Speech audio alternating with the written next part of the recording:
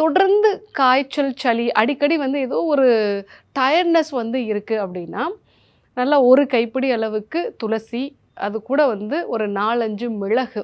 இது 2யும் நல்லா வந்து 1 லிட்டர் தண்ணி விட்டு காய்ச்சி, ஒரு 1/4 லிட்டரா ஒரு 250 எம்எல்லா வந்து நம்ம நல்லா சுண்ட வச்சு காய்ச்சி, ஒரு ஃப்ளாஸ்க்ல வந்து நம்ம ஊத்தி வச்சுக்கணும்.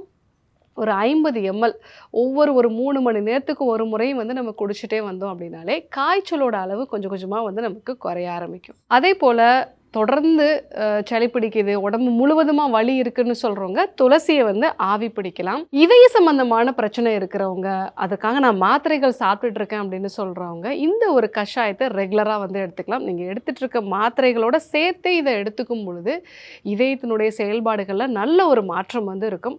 ஒரு 10 செம்பருத்தி பூவினுடைய இதழ்கள், ஒற்றை செம்பருத்தி வந்து ரொம்ப நல்லது. அது கூட ஒரு கைப்பிடி அளவுக்கு கருந்துளசி, கருந்துளசியா இருந்ததுன்னா சிறப்பு. இல்லன்னா வந்து நல் துளசி இருந்தாலுமே வந்து ஓகே தான்.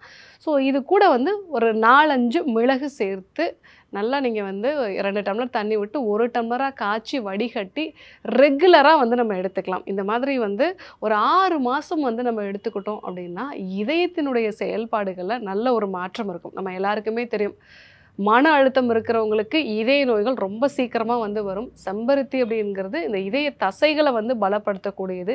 துளசி வந்து அடாப்டோஜெனிக் ஹெர்ப்ன்னு நம்ம சொல்லுவோம். ஸ்ட்ரெஸ்ஸ வந்து குறைக்கக்கூடியது. ஸோ, அதனால இதய சம்பந்தமான நோய்கள் வந்து வராம தடுக்கிறதுக்கு இத வந்து பயன்படுத்தலாம். இந்த துளசியில நெறைய ஆராய்ச்சிகள் வந்து நடக்குது. ஸோ, அல்சைமர் அப்படிங்கிற மறதி நோய். இது வயதானவர்களுக்கு உருவாகக்கூடியது. இந்த மறதி நோய் இருக்கிறவங்களுக்கு துளசிய தொடர்ந்து ஒரு 6 மாசம் வந்து குடுத்துட்டு வரும்பொழுது, அவங்களுக்கு இந்த மறதி நோய் வந்து ப்ராக்ரசிவா இருக்கும். கொஞ்சம் கொஞ்சமா வந்து அவங்களுக்கு மறந்து போயி, அதே மாரி அவங்களுக்கு தசைகள் வந்து பேரலைசிஸ் ஆகும். ஸோ, அந்த மாரி தசைகள் வந்து செயலிழக்கக்கூடிய தன்மை வந்து குறைஞ்சிருக்கு. எப்படின்னா, இந்த துளசி வந்து ரியாக்டிவ் ஆக்ஸிஜன் ஸ்பீசிஸோட அளவ வந்து குறைக்குது. அந்த முறையின் மூலமாக அல்சீமர் நோய வந்து அளவுல அதிகமாகாம குறைக்குது அப்படிங்கிறது, பாட்னா யூனிவர்சிட்டில ஒரு ஆராய்ச்சி மூலமா வந்து இத சொல்லியிருக்காங்க.